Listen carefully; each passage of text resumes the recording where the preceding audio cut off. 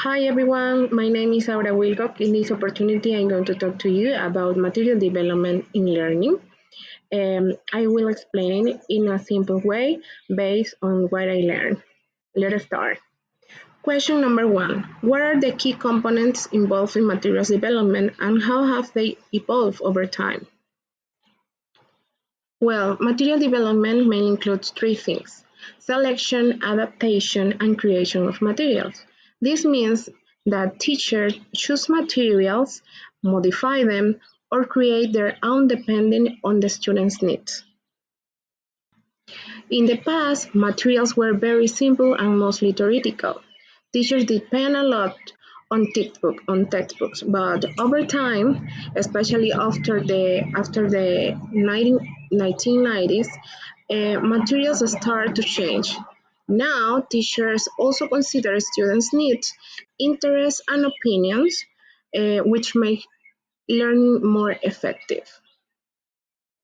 Question number two: what are the main advantages and disadvantages of using authentic materials in language learning, and how do they differ from artificial or created materials?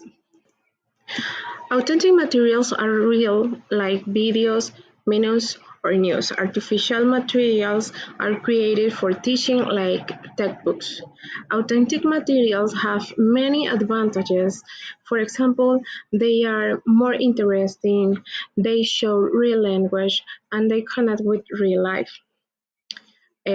However, they can also be difficult because they may include complex vocabulary and structures.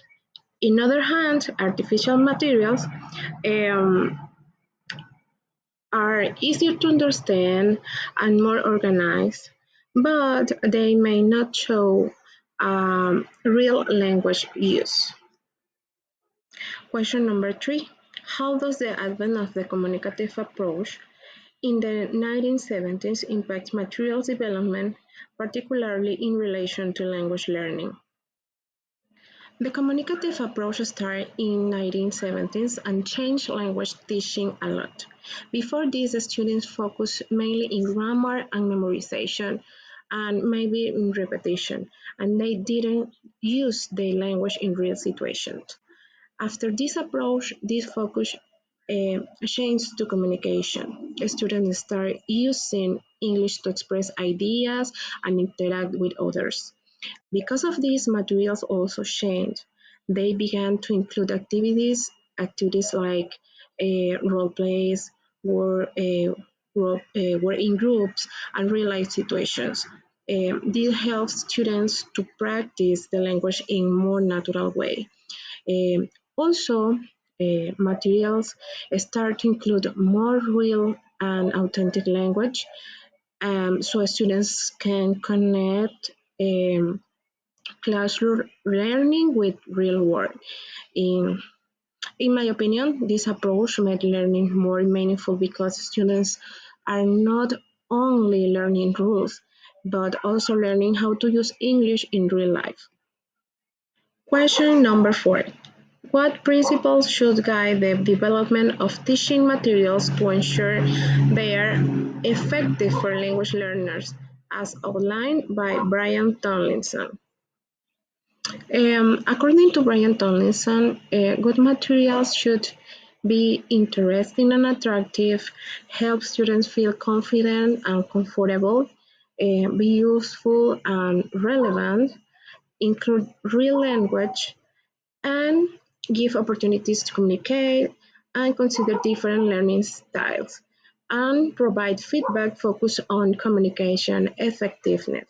Basically, materials should help students learn in a natural and comfortable way. Question number five: what are the challenges and benefits of creating learner-centered materials, and how does this approach differ from traditional teacher-centered instruction?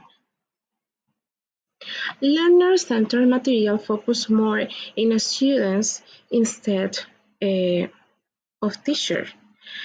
One important benefit is that students become more active and independent. They participate more and learn in meaningful way.